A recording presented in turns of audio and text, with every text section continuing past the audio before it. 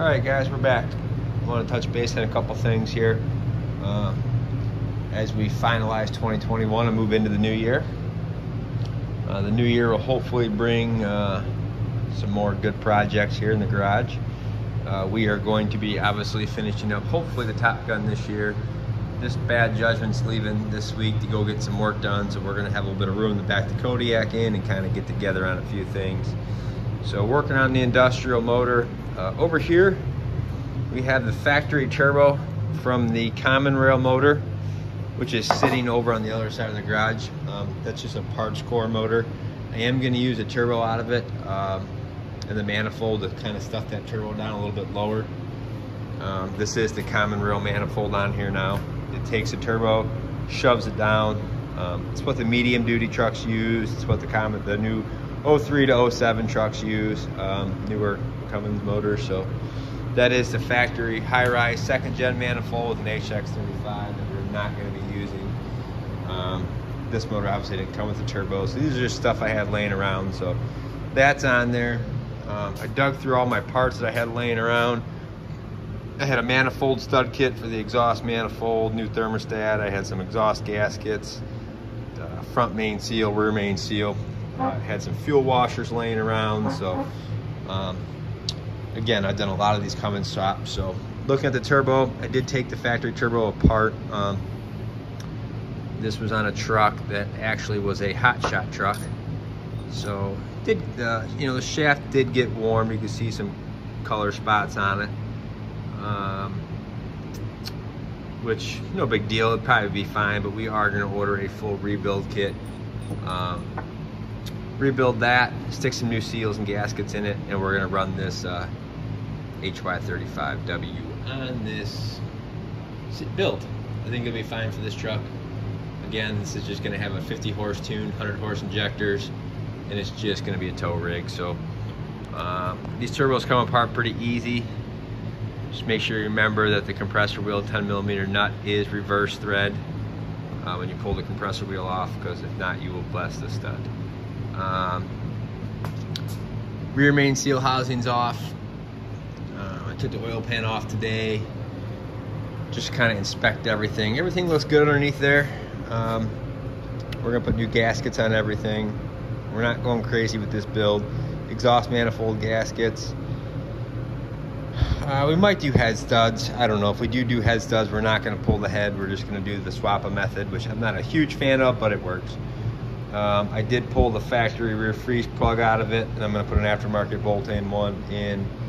But I did want to touch base on the harnesses and stuff. I've had a few questions. So, medium-duty motor.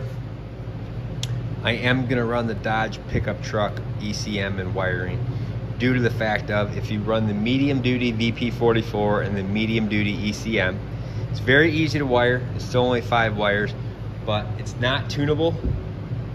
You can tap the pump, but it does not work well. It is not happy, and the ECM only allows it to rev the 2200. Some medium-duty ECMs you could get to 2600, but they were rare. So without a bunch of tuning and a bunch of work, it's just easier to run the Dodge stuff.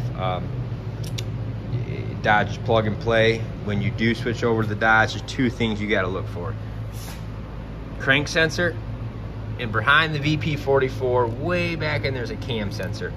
If you have those 2 sensors in the medium duty block, you can run all the Dodge stuff. It's super easy. I did switch over. I had a Dodge VP44 that I put on this thing to communicate with the Dodge ECM. The medium duty VP44 will not like a Dodge ECM. It will do funky stuff. It will run, but it will not be happy. So I switched over to all pickup truck stuff. Super easy to do. The engine harness on these things are really easy. I mean, you got 2 plugs down here at the end. They plugged into like the factory wiring coming out of the Dodge fuse panel box. So you have 2 plugs, and everything else on this harness is isolated as an actual engine harness. You got your plug here, which I got to feed down in here for my cam sensor. But other than that, I mean, it's plug and play. Very, very simple setup. Needs 5 wires to run. I will be deleting these wires. This is a fuel heater and the water light. Not going to use those. Going to pull them out of the harness. Just gonna pull them up through, depin them from here. I am gonna do away with this. These are very, very prone to leaking. So I've come up with a way to do it. So this has the air compressor, which I'm going to leave. So what the problem is, you don't have much room between the air compressor and the actual VP44 to run a quick fitting with a big line. You got to stick with the factory lines. So what I'm going to do is I'm going to delete this, and I'm going to do a 12 valve fuel filter head, which is just a spin-on filter. It'll get a fitting coming out of that, going to a fast pump behind the truck. And this line here I'm going to make. I got lucky. I got some pieces and parts laying around. This is actually a factory line from a Dodge pickup truck VP44. I can use the factory bolt, put the line on right there, take this rubber piece off by my thumb, put a new short rubber piece in with a fitting, and take that right up to the other side of the 12 valve pump housing. So I'm gonna do that, but we're getting there. Pieces and piles of parts laying around. Gonna get this turbo put back together, get some gaskets in this thing, build a run stand, and fire this thing up. The front of the motor, we're gonna dress it. I haven't decided yet, either medium duty or Dodge pickup truck. It depends. I have both. I might run the medium duty to get the bigger alternator and then do the AC compressor up here. They make a factory mount for it. I have it. So we'll see. We'll cross that bridge when we get there. A little bit of resealing, and we're gonna be good to go. This thing's gonna fire up and run. Over on the engine side for the harness, just to start this thing, I gotta go through and depin it. But just to start it, this is the plug that plugs into that one plug. You got 3 wires over here that are positive. Then on the other plug, you got 1 wire, that's a ground. Your black and orange is a ground. These all go to key hot. The one fat red one gets constant hot.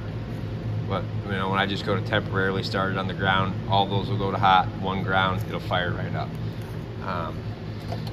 Then I'll go through, depin it real nice. I'll make a video of that.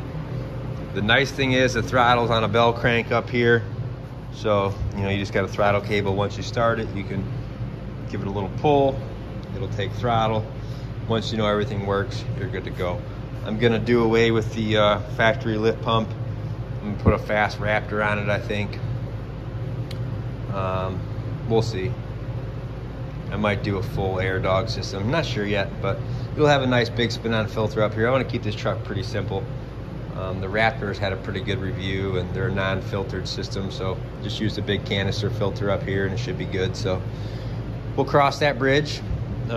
I am going to work on building a run stand tonight. I got a nice metal cart.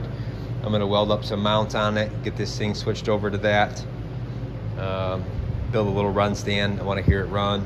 We'll go through that.